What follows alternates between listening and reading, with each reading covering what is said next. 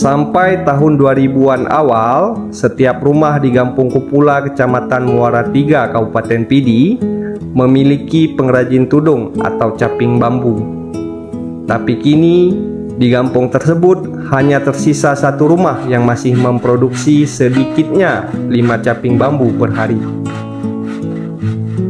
Hanya Rusiah yang kini telah berusia 73 tahun, adiknya Ainon Mardiah yang berusia 70 tahun, dan kerabatnya Hafsah Amin yang berusia 63 tahun, yang sampai saat ini masih menganyam caping bambu di Gampung Kupula.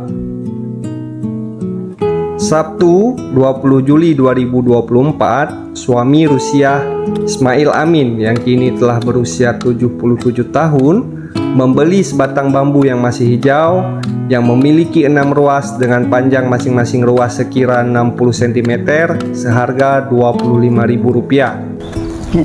Nanlun Rusiah tinggal Munasah Kupula, Kecamatan Muara Tiga. Lun kerja pekat udung, umur lun 75 tahun. Semakin panjang ruas bambu, semakin besar ukuran caping yang nantinya dihasilkan, sebab ruas bambu yang telah dibelah menjadi beberapa bagian hingga berukuran 2 jari orang dewasa itulah yang menjadi bahan baku utama anyaman caping. Satu batang bambu dapat menghasilkan 20 hingga 50 caping bambu, tergantung panjangnya batang bambu tersebut. Lupa buatnya ada nguyawi, buat triang.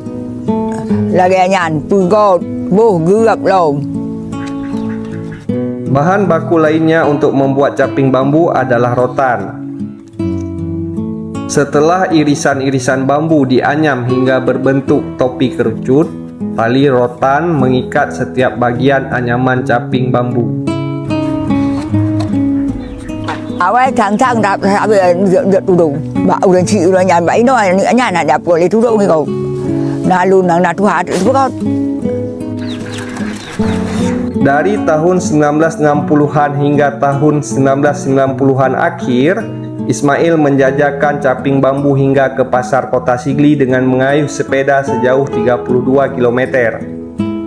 Tapi sejak tahun 2000-an awal, caping-caping yang dianyam istrinya Rusiah hanya dipasarkan di Pasar Laung atau pusat perbelanjaan di Kecamatan Muara Tiga.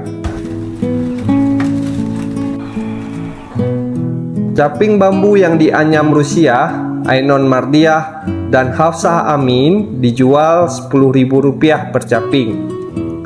Di kampung-kampung di Kecamatan Muara Tiga, caping bambu tersebut masih digunakan para petani dan nelayan.